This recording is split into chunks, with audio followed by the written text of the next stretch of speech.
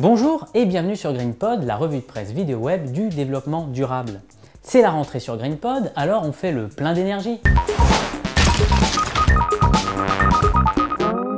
Le nombre à retenir, c'est 50. D'ici 2015, la Chine devrait augmenter sa capacité installée en hydroélectricité de 50%. Rappelons qu'à Copenhague, la Chine s'était engagée à produire 15% de son électricité à partir de sources d'origine renouvelable d'ici à 2020. Les Chinois s'apprêtent bel et bien à réveiller l'eau qui dort. Avez-vous déjà mangé de l'eau? Non? Eh bien ce sera peut-être bientôt le cas puisque le docteur Ben Carter vient de mettre au point une eau qui se présente sous la forme de poudre, l'eau sèche. En fait, les gouttes d'eau sont enfermées dans un enrobage en silice qui les empêche de se recombiner et de revenir à l'état liquide. L'intérêt de cette fine poudre, c'est qu'elle est capable d'emprisonner des gaz. Les tests ont montré que la matière absorbait 3 fois plus de dioxyde de carbone que l'eau ordinaire. L'eau sèche pourrait également stocker le méthane et augmenter le potentiel énergétique du gaz naturel. Une autre application serait d'assécher des liquides polluants ou jugés dangereux dans le but de les transporter ou de les stocker et minimiser ainsi les risques. Du coup, je me pose une question. Est-ce que l'eau sèche est soluble dans l'eau?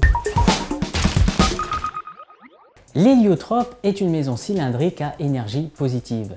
Sans émissions, neutre en CO2 et 100% renouvelable, l'héliotrope est en mesure de produire 5 fois plus d'énergie qu'il n'en consomme.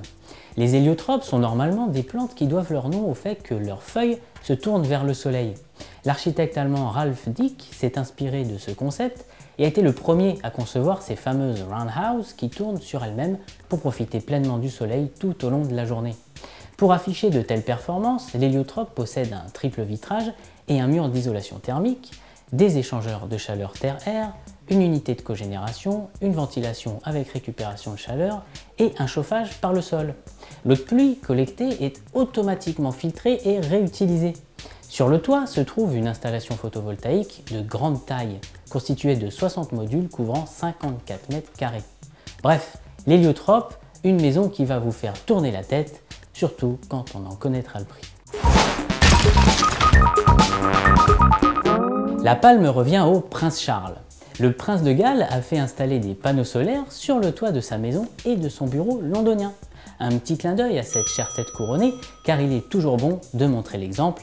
Et puis en plus, il est bien équipé en panneaux solaires. Voilà, GreenPod, c'est terminé. N'oubliez pas que le Congrès mondial de l'énergie aura lieu à Montréal du 12 au 16 septembre où nous serons présentés les dernières innovations en matière d'énergie.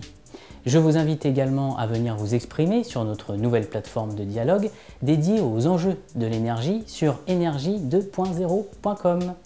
À bientôt!